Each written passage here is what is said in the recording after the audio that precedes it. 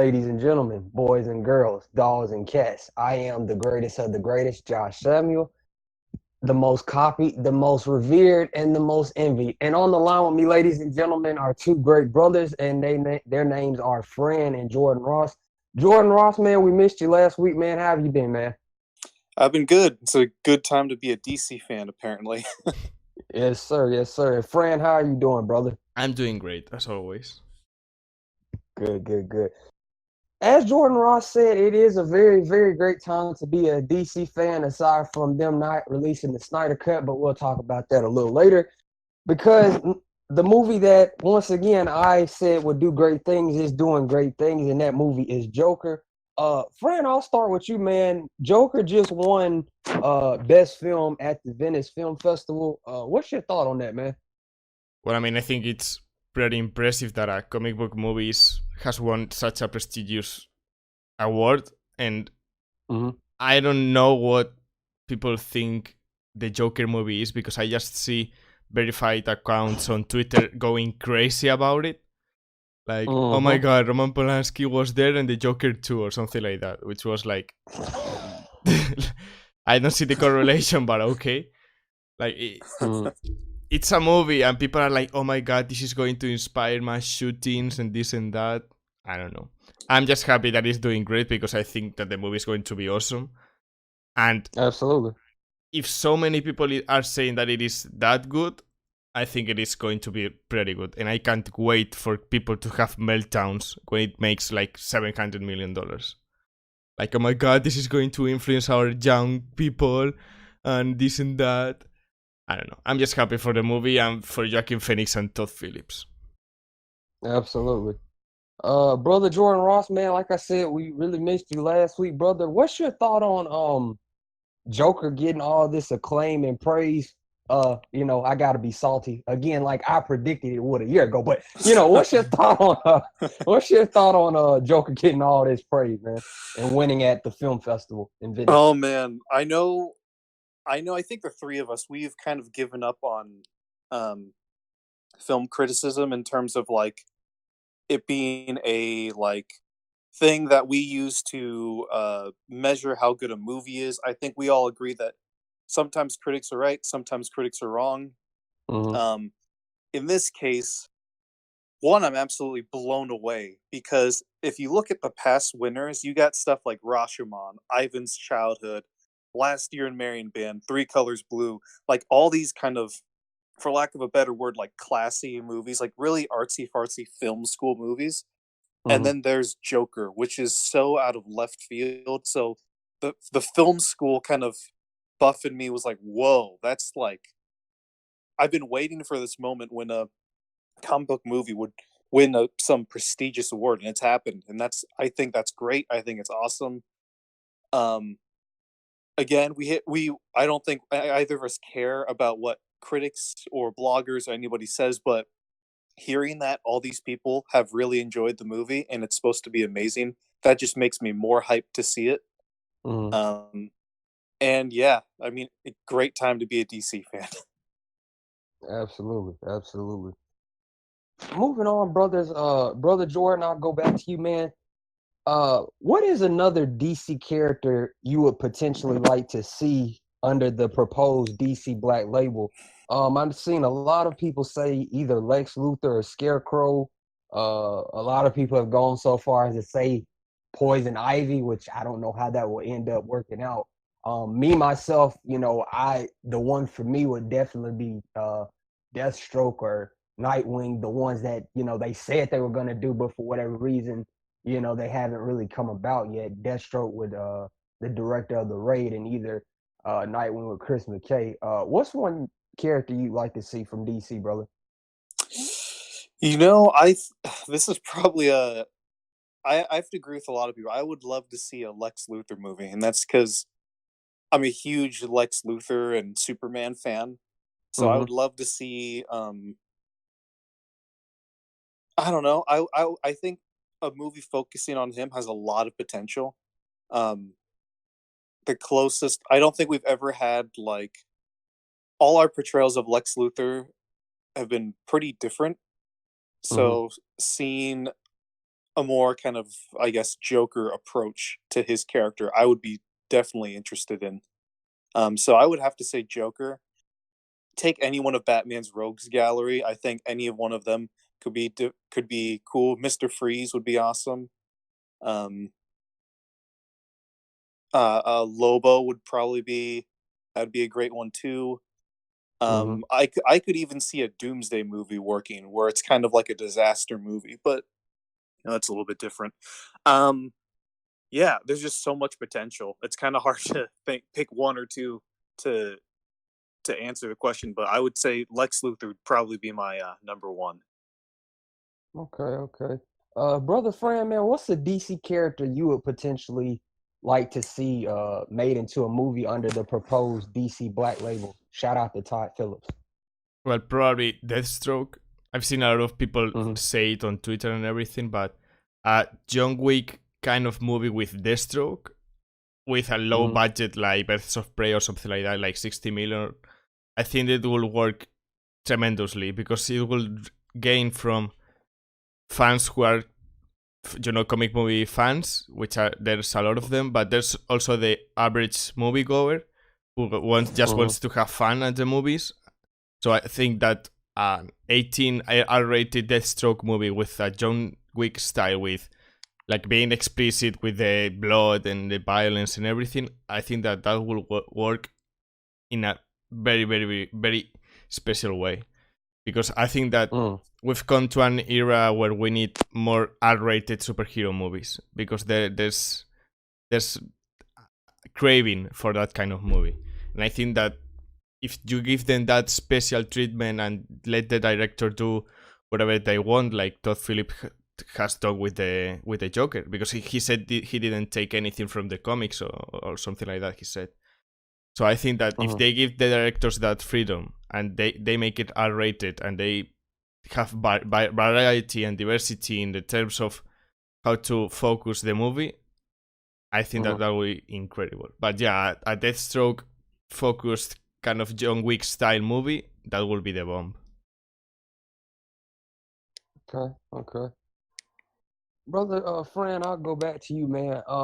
And this question is kind of out of left field, but I just need to get a reaction. What is your thought on people wanting Robert Downey Jr. to be nominated for his role in Endgame?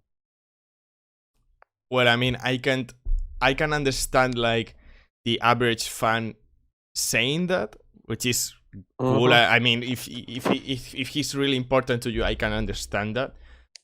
But that the directors of the film, like the Russo brothers, are saying, oh, because he made a lot of people cry around the world, he really deserves the nomination. I don't know. I mean, they are professionals in this business, so I think that they understand how this thing works. So I don't think you can nominate a person or an actor because he made you cry at the cinema. Like, I can understand that a lot of people like him and his performance over a lot of movies has been great and this and that, but the motive that they are saying is like, oh, he made a lot of people around the world cry, so he should get the nomination. Like, it doesn't work that way. Like, to win Best Actor, you're not supposed to just make people cry. You're supposed to be really, really good on screen. And I think that he's great on screen, but I don't know. I haven't seen the Joker, obviously, but from what I've seen, I think that Joaquin Phoenix is doing a pretty much better job at doing something different. Like, he's probably not like that. So that change, that transformation, that believing everything he does as he's the Joker, I don't know. When I see, for example, Iron Man or Robert Downey Jr., I kind of see the same kind of person. Like, he's like that in real life, kinda. So it's not that much of a trouble or a job or something really difficult for him to act as Tony Stark. But for Joaquin Phoenix, for example, I mean, it's not to compare them, but I don't think he deserves the nomination for real. Like, there's no real explanation or motive to nominate him. And that I understand the directors. I mean, I understand that they work for Marvel and this and that, but saying that he should be nominated just because he made people cry, I don't really understand that. It's kind of lame. Yeah. I've loved what he's done mostly with the character. I mean, Iron Man to me, the first Iron Man is like still to this day a top tier MCU film.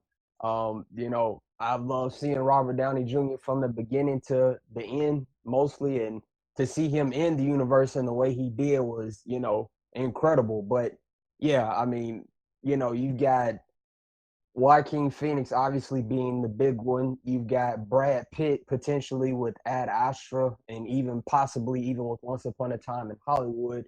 You've got Christian Bale and Matt Damon in Ford versus Ferrari. There's just so many other movies I think that are probably most likely from what we've seen going to give those respective actors a higher chance at getting nominated. Brother Jordan Ross, with that said, what's your thought on people wanting Robert Downey Jr. nominated for his role in Endgame, man? I always have lots of opinions and thoughts when it comes to who should or should not be nominated for an Oscar. Mhm. I guess what I'll say is, just to keep it short and simple, is the Oscars are not supposed to be the People's Choice Awards. The Oscars is a bunch of industry players, a bunch of people in the industry who are recognizing the great work from their coworkers and peers. So, I guess it really I don't think it should be up to people. I don't think it should be a matter of like anyone should say, "Oh, we need more of this being nominated. Need more of that being nominated." It's kind of up to the Academy and up to the people who work in the movie industry. Yes, there's there's a whole political kind of campaign aspect, and yes, there's issues with like diversity and representation. But like when the Oscars started, like the only reason they televised it was because back in the day, that was the only time you could see all these celebrities meet and mingle. But now we have the internet and we see that all the time. So it's kind of just another one of those kind of noisy things. So I don't think, like, look, if the Academy nominates him, will I be surprised? Yeah, I'll definitely be surprised. But like, I'm not going to say he doesn't deserve it, because in my opinion, he's put in a lot of work for that Marvel series. He put in a lot of years, and yeah, I mean, like, it's really, I think it should be up to the Academy, not the normal people. Like, if it's up to us three, I don't think either of us would nominate Robert Downey Jr. this year. I think there's lots more kind of interesting performances that have gone on. But if the Academy nominates him, I guess that's what the Academy decides. Or it's like when we learn, oh, the Disney has bought the Oscars now. So, yeah. And also, and another little thing is I'm kind of always against, like, sometimes what will happen is a director or an actor will get nominated for a movie, and that award is kind of acting as if, like, Leo's never won an Oscar, so we're going to nominate him for The Revenant, and he's going to win because because he should get an Oscar by that point. I'm kind of against that. I'd rather see the most interesting performance of that year get nominated and win for an Oscar, rather than, oh, let's just give this to this person because it's been so long and they've done so much work, so they just deserve an Oscar. I mean, if you look at Robert Downey Jr.'s performance in Endgame, it's good. It's a solid performance. Is it this kind of hugely revelatory kind of performance that, makes you think, that does really interesting choices? To me, no. But, maybe to the Academy it will be. I don't know. I'm just rambling at this point, but those are what comes to mind when you say Robert Downey Jr. and Oscars. I will be very bitter though if he does win it, because it's like, why didn't y'all nominate Hugh Jackman for Logan? Exactly. Or Patrick Stewart? Those two guys were legitimately awesome in those movies. Yeah. Damn. Okay, Fran, I'm gonna go back to you, man. And this is a pretty blunt question. Do you think that Joker is Joaquin's best shot to win the Oscar, brother? I mean, yeah, because of the praise that he's getting and probably like the universal spotlight that he's getting. So I mean, yeah, I think that it is his best shot. But I don't know. I've seen some of his other movies, and I think that, I mean, this one is the best shot. But he had other performances where he should have been nominated. For example, with Hair or You Are Never Really Here. Like those were solid and really, really, really great performances. And I don't know. I'm talking without knowledge now, but I don't know if he was nominated those years. I don't know. But yeah, I mean, in terms of how public and how famous this movie is going to get, and how famous it is getting, and how much praise it is getting, and everyone in their reviews, even from people who didn't like the movie, they are saying, I mean, the performance from Joaquin Phoenix is really solid and is really great, but the movie, blah, blah, blah.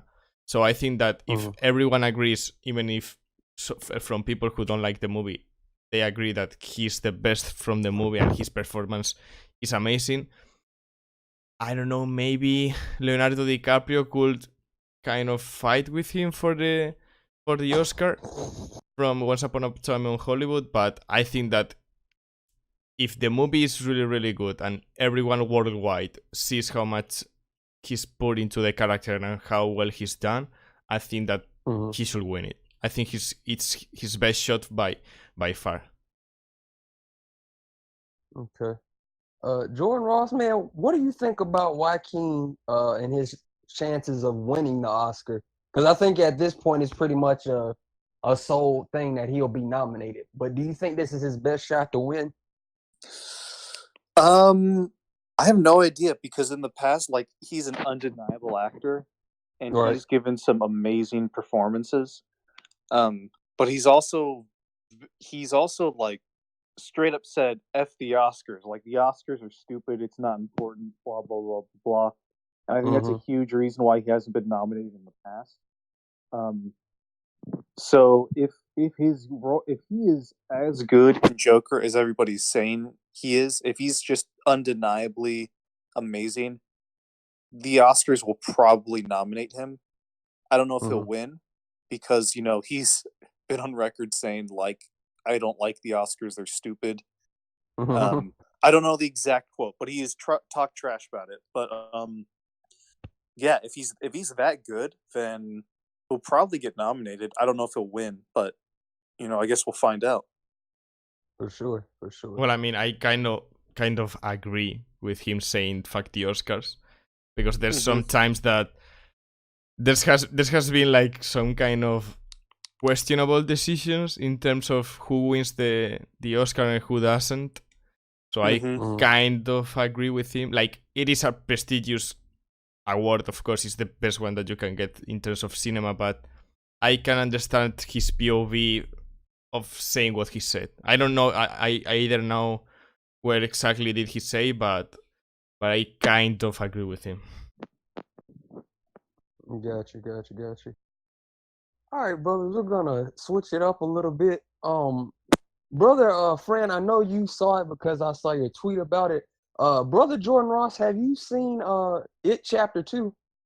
I did. I saw it Friday. Great. Now, brothers, we've both seen It 1 and It Chapter 2. We'll save the what we thought about the movie for a little later. But to keep it short, after It Chapter 2, do you have confidence in Andy Muschietti with The Flash? And Brother Jordan Ross, I'll start with you, man. Yeah. He's some of those set pieces were just absolutely crazy and like totally unique, totally like original, super exciting. At parts it didn't even feel like a horror movie. It felt more like, I don't know, like this weird surreal trip that all these characters were going on, and I love that. So visually, these are some great stuff going on. He handled the character interactions very well. I'm excited to see, hopefully we get it, like those director cuts of It 1 and 2 and like the mega cut of 2 movies put together. I'm really hoping there's some even more stuff on there. So I feel pretty good about him doing Flash. Yeah. And I really hope that they just let him, I can't say this enough about, and neither of us can say this enough about WB. I hope, whatever story he has, he's described it as a beautiful human story. I just sincerely hope WB lets him do his thing and doesn't invite Joss Whedon or somebody from the past to fuck it all up. With that said, Fran, are you confident in Andy Muschietti with the Flash after It Chapter 2, brother? Yeah, I mean, I'm pretty confident in him. What I'm not confident in is Warner Brothers, because we all know what has happened in the past. We all know how a studio behaves, and especially The Flash has been like so. It has had like a so strange production. Like there's been like 2 or 3 directors, and we didn't even know if Ezra Miller was going to be the Flash or not. And months and months came by, nothing happened. So, I mean, I'm pretty excited that he's doing this project, and I'm 100% confident that he's going to make a great movie. But looking at the past, I don't know if he's going to stay as the director. I don't know if Warner Brothers is going to let him do what he wants. I don't know how much he's going to compromise in terms of what Warner Brothers wants. So yeah, I mean, I'm really excited to have him directed, because I think he's going to find the right balance between being dark and being human and everything like that. But I'm really not confident on Warner Brothers, because they've shown to be kind of untrustworthy in the past, kind of. So we should keep our distance. Yeah. Wait, what did Warner Brothers do? What? What did Warner Brothers do? Well, I mean, they fired Zack Snyder. No, I'm joking. I'm joking. Okay. I'm joking. Because I was like, this video is going to be 2 hours long if we start saying everything that they did wrong. Let's start at the beginning, guys. We need to just keep all the executives and all the people that are gonna be screening the movie. We just need to keep them all on a leash and keep a belt nearby. But anyway, moving on, brothers. Brother Jordan, I'll go to you, man. First with this question. And this is something I've been wanting to ask for the longest, something I'm gonna do a video on. I just gotta get my thoughts all placed together. And that is, anytime a superhero movie dares to go out of the norm, especially now, like for instance, Joker, people want to complain. Why do you think that is, brother Jordan? Avengers.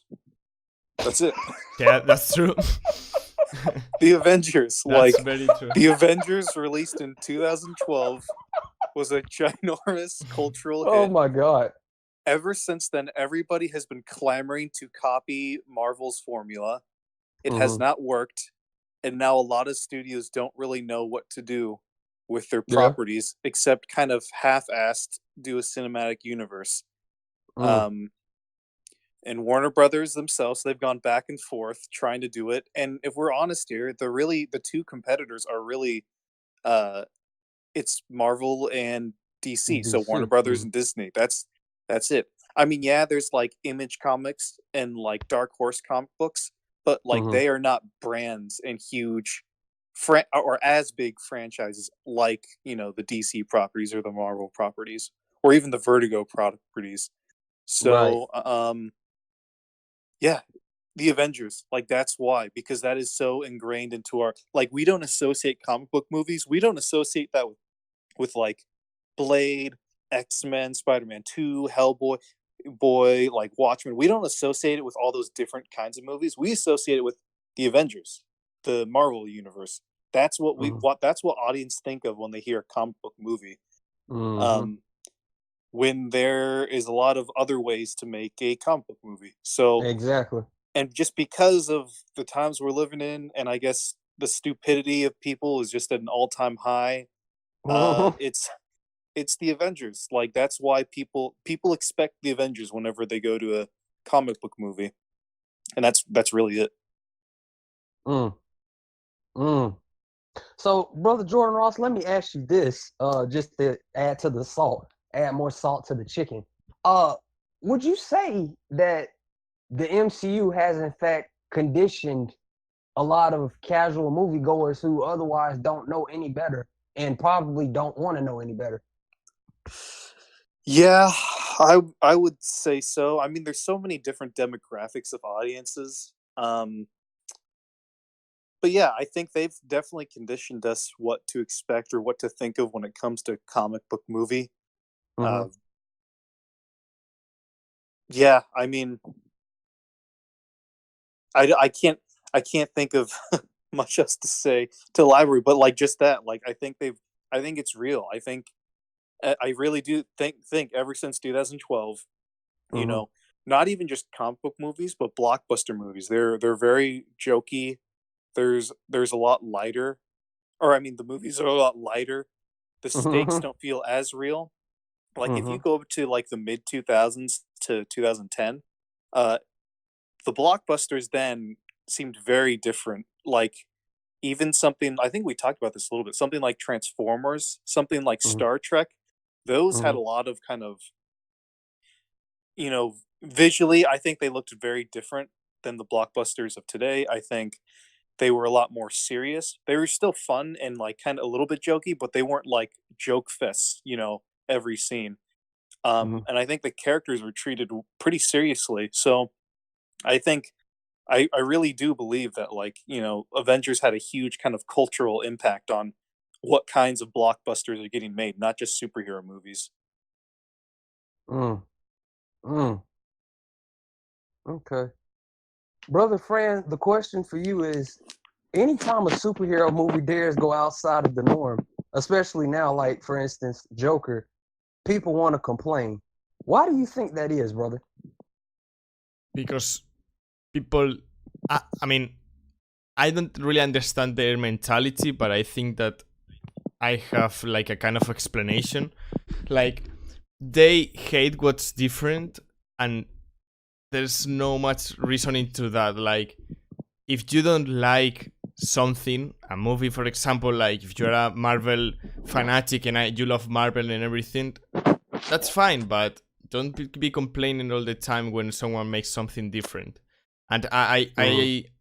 I think it's because what Jordan said, like when the Avengers came out in 2012 and make all that money and became that cultural impact, everyone was hoping to see lighthearted with a joke fest kind of superhero movie. So whenever something different, something that took itself serious and something like that, for example, Man of Steel, which came out a year later, and Mm-hmm.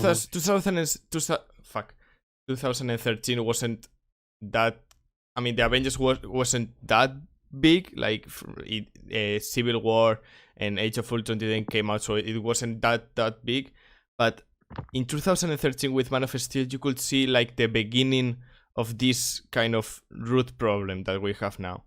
Like when people Mm-hmm. say, "Oh, it is too serious," and Superman wouldn't do that, and it's too serious. There's no jokes and this and that. So that was like the root problem, and I can't really understand why they do what they do because it's so simple.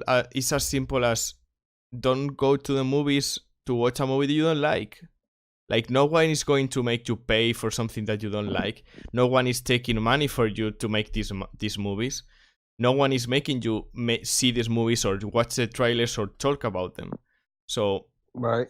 it should be like better for yourself and for your mental health to just talk about the movies that you like. If you hate, for example, if you hate BBS, say, well, I saw BBS and I really didn't like it.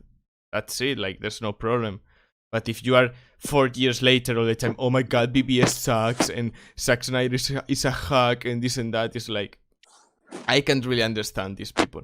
And I think that it is because of the same thing that Jordan said, that people right now always expect a light-hearted superhero movie when right now Mm-hmm. we should be fading away from that phase because we already had that phase and there were lots of movies that were like that. So I think that right now we should start moving forward to this new kind of R-rated superhero kind of movie, which I think it's probably, and I hope it is the future.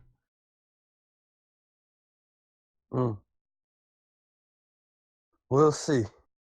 All right, brothers, we'll switch it up a little bit further. I want to talk a little bit about Robert Pattinson as Batman. Now, brother Ross, brother Fran, you and I, you of all people know how much I love Ben Affleck as Batman. I still to this day say he's definitive Batman, and I just think it's unfortunate that his last appearance was Justice League with itchy tendencies and flubber face Superman with bad CGI. That said, I am very intrigued and excited to see what Robert Pattinson brings to the role as Bruce Wayne and Batman. I've said I don't know how many times he's a very, very talented and very capable actor. If you go past Twilight, watching movies like The Rover, for example, movies like Remember Me, even a movie that you mentioned as well, brother Fran, Good Time.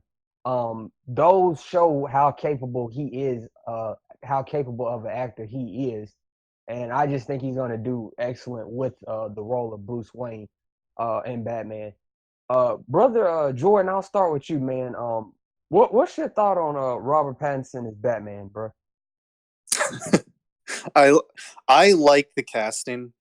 Of course, I'm still kind of upset about losing Ben Affleck. Sure. But like if Ben Affleck was not in like if he wasn't just Batman, if he wasn't just shoved out and they're like, oh, we're making a young Batman movie, and they're like Robert Pattinson, I'm like, yeah, great, that's awesome, that's a good choice. Mm-hmm. In terms of what he'll bring to the role, I mean, we have no idea what this movie is about. Matt Reeves has been saying it's a noir-driven detective movie for like the past 3 years. We have no idea what's going on with with this movie. So, I mean, that all remains to be seen until we get some more details. But yeah, I think he'll do great. He's an awesome actor. Okay, brother Fran, man. We've spoken a little bit about this, man. I want to get some more thoughts out of you. What's your thought on Battinson? We'll call him. Well, I mean, I think he's going to be great, but I mean, it all depends on what direction the movie is going to be. Like, if it is going to be all fighting and Batman's supposed to fight six guys at the time, I would believe that if it were Ben Affleck, but not with Pattinson. But if they make a movie in a direction where it is like he has to be a lot of a detective and he's like moving silently in the shadows and he takes people one-on-one and things like that, I think he's going to be perfect because of the physicality he has. He can use that. Maybe he doesn't have to be like Ben Affleck, all that bulky and this like brawler. But if he's kind of skinnier, I mean, he's going to be big, but not that big. He can really play that kind of Batman version of going in the shadows and being a detective and taking people silently and everything like that. So I think that in the term of Batman, if they go in that direction, he's going to be great. And I totally believe he could be Bruce Wayne. Like, he has that kind of face. If someone tells you like, oh, he's a millionaire and you encounter him in a party, you're like, okay, he has like a millionaire kind of face. So I think he's going to be able to play that part really well. And I mean, we should really just trust him until we see the movie. There's no point on throwing shit at him if we haven't seen him even in the Batsuit.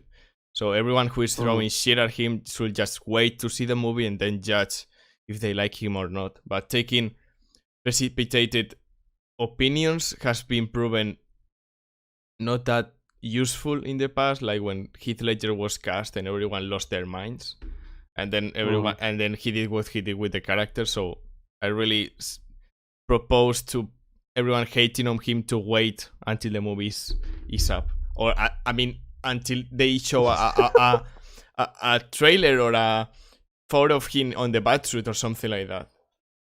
Right.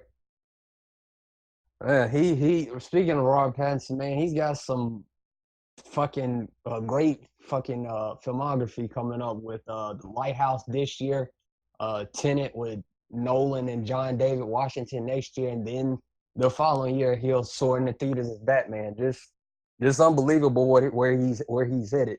Moving on, brother Fran and brother Jordan, we got two more and then we'll close out. The last part I'm particularly excited for. Brother Fran, I'll start with you, man.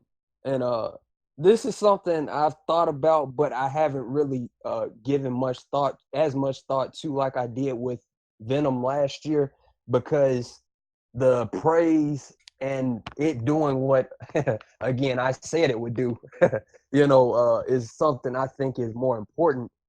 That said, should we realistically expect Joker to gross 1 billion? Because while a movie like Maleficent 2, a Disney movie, opens in October as well, it is not projected to do as high as Joker, which is now on track to gross $100 million in its opening weekend when it was at a meager 50 million.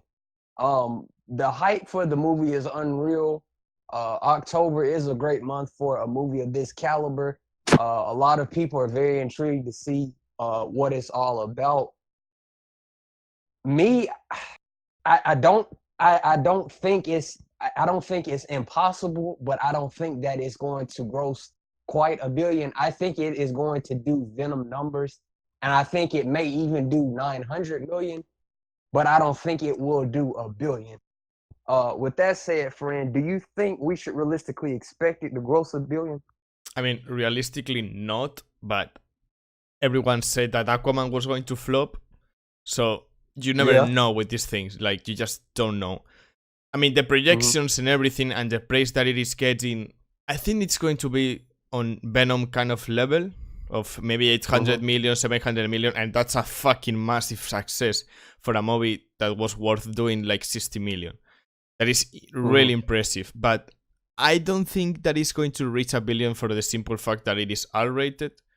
So the kind of span of people who can see it kind of closes a little bit. So maybe that's what can hurt it a little bit. But I don't know, man. Like, any of us can predict what's going to happen. Everyone was saying, like, well, if Aquaman makes 400 million, it will be a success, and Aquaman is predicted to make 500 million and this and that, and it eventually made 1,100,000,000 or something like that, which is amazing. So I don't know. Realistically, I don't think it's going to happen, but I sure hope that it breaks 1 billion, because if it makes like 700 million, 800 million, it's going to really convince Warner Brothers to do more DC dark films. But if it breaks 1 billion, it is going to be crazy. I think if Warner Brothers sees that the Joker movie breaks 1 billion, they're going to start production on so many movies, and that's what I would really like. Realistically, I don't think so, but I sure hope it does, because that will send a message to the studio. Exactly. And fuck, man, you said DC dark. I'm just imagining a fucking Del Toro made Justice League dark film. Fuck. Yeah, I mean, and everything are rated, and it took itself serious and everything. If these movies take itself serious and they are, as the Joker, I mean, I would pay for them any day. Fuck. Del Toro, I need it. Okay, anyway, Jordan Ross, man. like SpongeBob. What do you think we should realistically expect Joker to gross 1 billion? Fran brought up an excellent point about Aquaman. And before I pass the mic to you, brother, I need to remind you all about Aquaman. Aquaman was projected by Twitter standards to be a failure. It was not supposed to beat Mary Poppins Returns, a movie that no one really asked for despite our extreme liking of Emily Blunt.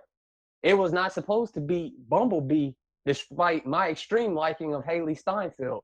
It was not supposed to beat Spider-Man Into the Spider-Verse despite my extreme love for that movie and despite it too winning an Oscar. Brother Jordan Ross, man, do you realistically expect Joker to gross $1 billion? No. No. I don't think, I could be wrong, but I don't think any movie in its life, any R-rated movie in its lifetime has grossed $1 billion. The highest is still Passion of the Christ at $370 million, which is I mean, that movie was huge, and Right. like that was Jesus. I mean, I don't think the Joker is gonna do better than Jesus. I mean, he might. He might. Don't get me wrong. Like Joker. I mean, he's popular, but I don't know. Like maybe that would be such a crazy, amazing thing if that happened. But Mhm. I do think it's possible for this movie to get up to like Deadpool, It, Passion of the Christ, like Definitely. Matrix numbers. I think that's very possible for it Mhm. to get up there. And like Logan numbers, like there's a lot of great movies released, R-rated movies released in the last 10 years or whatever that have been R-rated, that have made a lot of money. And I think if Joker makes a lot of money, at least 200 million, 250 million, I think that would be a huge win for Warner Brothers, Facts. most likely. I mean, I don't know what the budget was, probably like what, like 60. I don't even want to. Something 60, like yeah, that. like let me guess 50. Budget was super low, so like it's gonna make a lot of money, especially with all the hype in the press that's been going on around it. So, is it realistic to expect it to make $1 billion? No, and that's simply just because it does not have the numbers that a PG-13 movie would have. But that's okay. It doesn't need to make $1 billion. It just needs to make something along the lines of like how much It or Deadpool or The Hangover, Passion of the Christ made. It needs to make something around that for it to like, that's the equivalent of it being $1 billion essentially. If it makes Passion of the Christ numbers, pretty much. But yeah, we'll find out. I mean, I would love for it to break $1 billion. Warner Brothers would. Hell, they'd probably just drop the Snyder Cut right then and there. Like, I feel like going forward, after the Joker, after Birds of Prey, and Wonder Woman 84, I get the feeling that's going to be like a 3-punch right there. That's going to like, they're For going to be sure. they're going to be so confident next year in what they're doing. I don't Mhm. think they're not even going to pay attention to what Marvel and Disney is doing. Yes. So I think the Snyder Cut is a pretty strong possibility coming out in the next few years. Mhm. When the Joker comes out and that does really well, when Wonder Woman 84 and Birds of Prey comes out, like those are all unique, interesting movies. So from their perspective, they're like, we're sitting on like, this movie that's already made. Let's just do it. Let's just drop it. Let's do it. So Mhm. yeah. Okay. Well, I mean, and what you said, like they're sitting in a bunch of money and there's hype for these next movies and everything. I must say that everyone is like, oh, it needs like or 40 or 30 or 20 million. I don't care what the number is. But I really don't care. But everyone who is opposing the release of the cut is like, oh no, it should break even and the studio doesn't want to risk it and this and that. I follow people on Twitter who are like verified people who work in the business, and they every week they say how much the DVD sales make. Like Shazam made in like 2 months $50 million. In 2 months, Shazam, which made like 280 million at the box office, earned like 40 or 50 million dollars just in DVD sales. So for the love of God, don't tell me there isn't a market and there is that they're releasing the Snyder Cut or finishing this like a risky move for the studio. Because if in 2 months Shazam can make 50 million, the Snyder Cut in 2 months can make 70 million or 50 million. And it will break even in the first month. So I would really appreciate if people stopped saying like, oh no, it needs so much money and the studio isn't risking it. Because if you look at the numbers, it is there. Like if in 2 months you can gross 50 million for Shazam, imagine what a 3.5-hour Justice League movie could make in 1 or 2 months. It's really simple. I mean, there's a lot of factors why it isn't released yet, but I think that money is starting to become a low point in the terms of releasing it or not. But the money is there. Like, if in 2 months you can make 50 million with Shazam, it's pretty easy to make 50 million with a 3.5 Justice League movie. That's what I wanted to say. It remembered me of that. Well, friend, and brother Jordan Ross, I want to thank you both, man. And I want to apologize beforehand before I go into this, into one of my discussions, we'll call it. Brother Jordan Ross, you weren't here for the last video you and myself and Fran did, and we missed you greatly, man. Again, I've said that 3 times now, but yeah, we really missed you, man. Myself and Fran did a video about certain things that are going on and occurring. And Fran, I'm gonna definitely give you an opportunity to clear this as we close out the video. But I just want to say a couple of things. I'm not doing what I do to get attention, to just gain new subscribers, to just say, oh, look at me, I'm Josh Samuel, even though I am the great Josh Samuel. I'm not doing it just to be doing it. I'm doing it because, I want to do it. I want to bring awareness to the Snyder Cut. And the Snyder Cut is something that I feel will not only, benefit people, but I feel it can definitely change the world. You know what I'm saying? Whether you are a person, and I'm talking to you, the listener, you, the person that comments under my videos, trying to start arguments, whether you want to boycott future WB, MCU, whatever movies, that's fine. Whether you want to go outside of WB Studios with a pitchfork and a sign that says, y'all better let me in, or I'm going to bust in and snatch the Snyder Cut and put it on the internet for the world to see, that's fine. I mean, I probably, be recording it and everything, but I just drive off. And then another thing too, this isn't about just one, this isn't just about two, this isn't just about a select group of people. It's about all of us. And when I say us, the big U in unity in us, it has to be all of us. It has to be a united effort. And so when I see certain comments about, well, you're saying this wrong, or if you're for Snyder, you shouldn't be saying this, or if you're for the Snyder Cut movement, you shouldn't be doing this or saying this. Bro, you don't know me. You don't know what I've had to go through. You don't know what the Snyder movies like BVS and Man of Steel mean to me, and I'm sure what they mean to the 2 other brothers listening. You don't know what I've had to go through and what Snyder's movies have done for me as a fan and as a person. So check yourself before you come under my videos commenting. Check yourself before you send those subtle sneak disses and then I'll turn around and say what I say on your videos or on a tweet.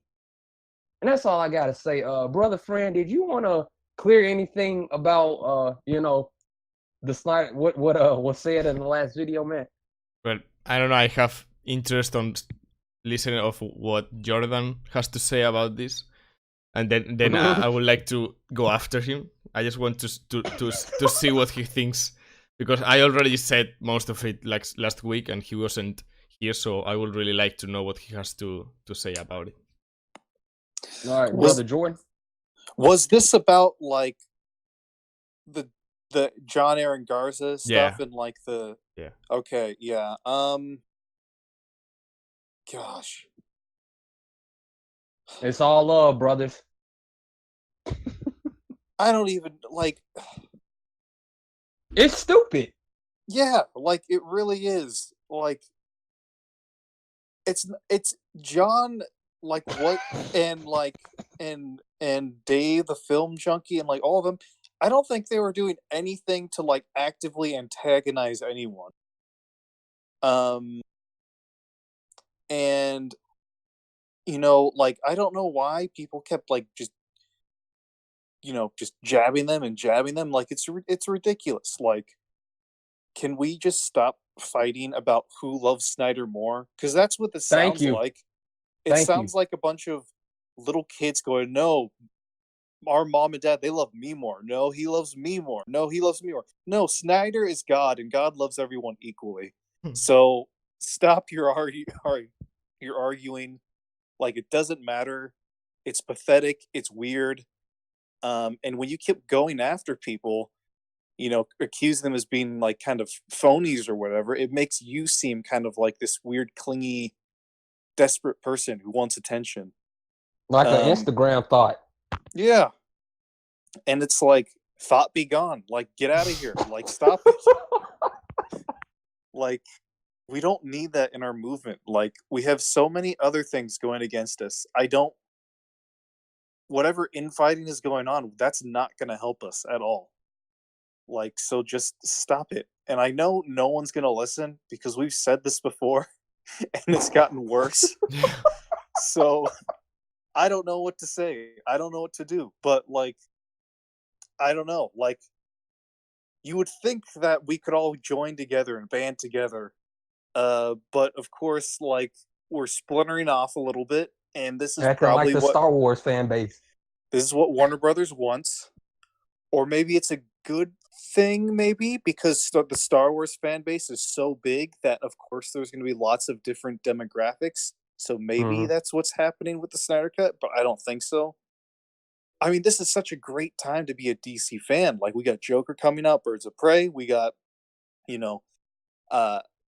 all this kind of new news coming out, all these like wonderful projects in the works. And Marvel has released 2 movies, 2 quote-unquote extended director's cuts of movies in theaters that were not extended cuts. They were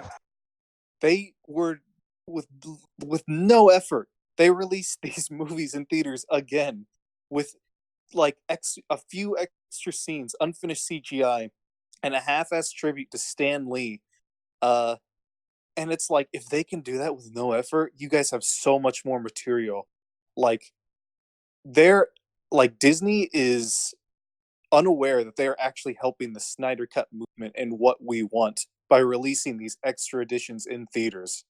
And if these extra editions in theaters can like become a regular thing, people are gonna hate them.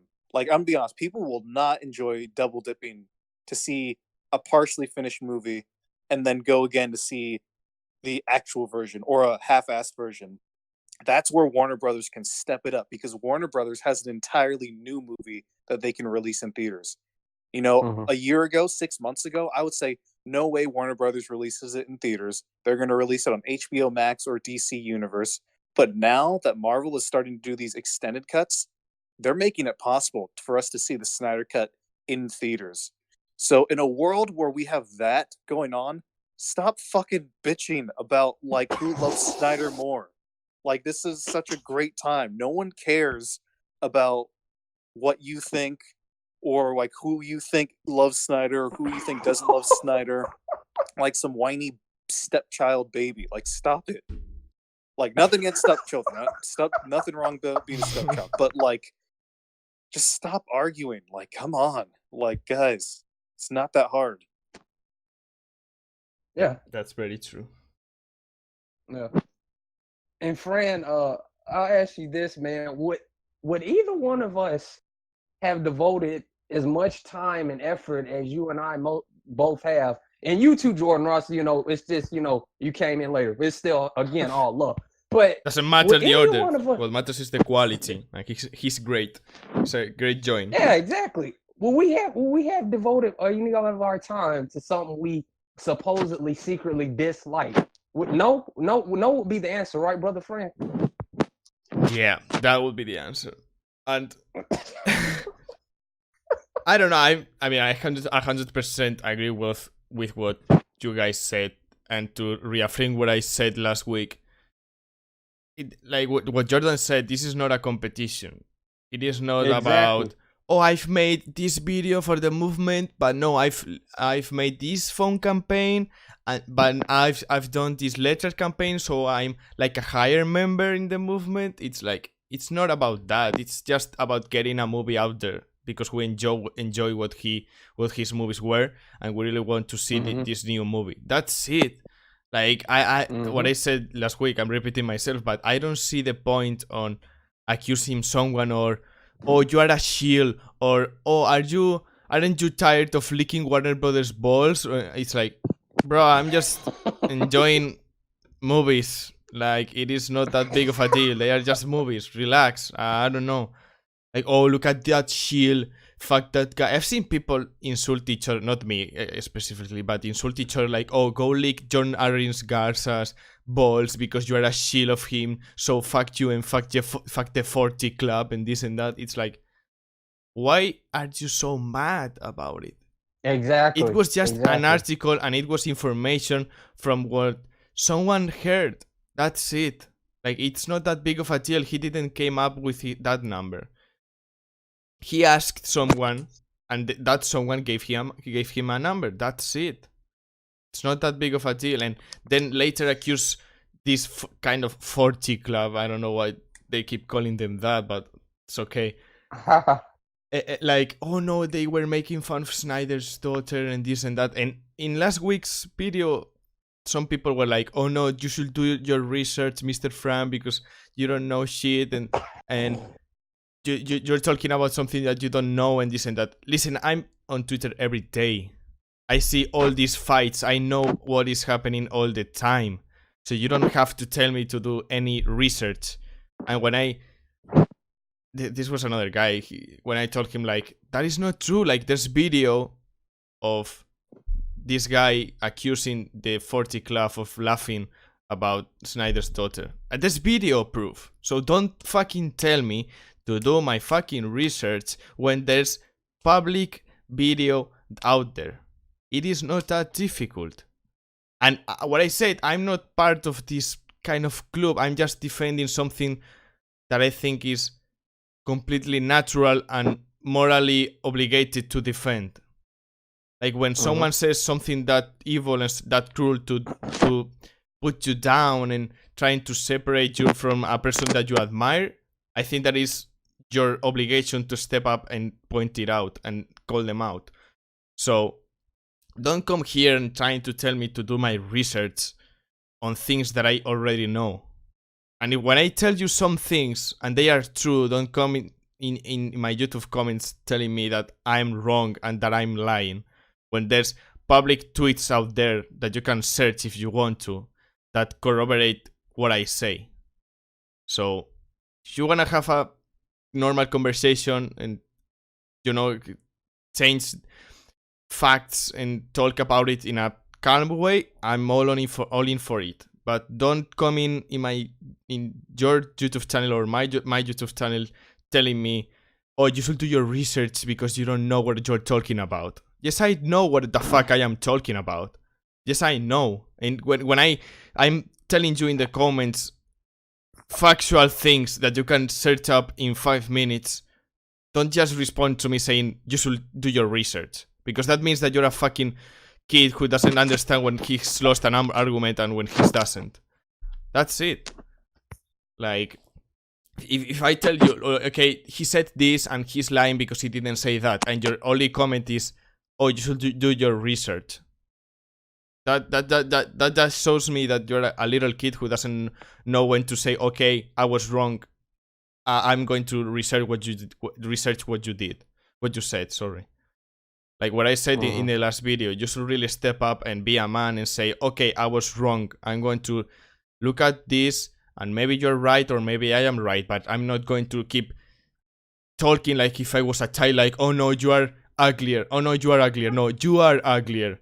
Like, we are not fucking kids. We're just normal people. So if someone says something to me and I know it is not true and I know it is a lie and I have facts and tweets and videos to show that those things are not true, don't come to me and say do my research. That's not what I'm going to do. You should do your research, because I'm first of all not defending these guys on everything they've done. I'm just defending them on this aspect. So I'm not part of, like I said, I'm not part of them. I'm not part of that movement or the 40 Club or whatever you want to call them. I'm just not part of them. I'm just defending them on this aspect. Maybe they've done bad things in the past, but I wasn't talking about that. So don't come at me saying that they did this or they did that when I never talk about that. That's it. Just some clarification. Appreciate it, brother. Brother Ross and brother Frank, y'all both brought us some good points.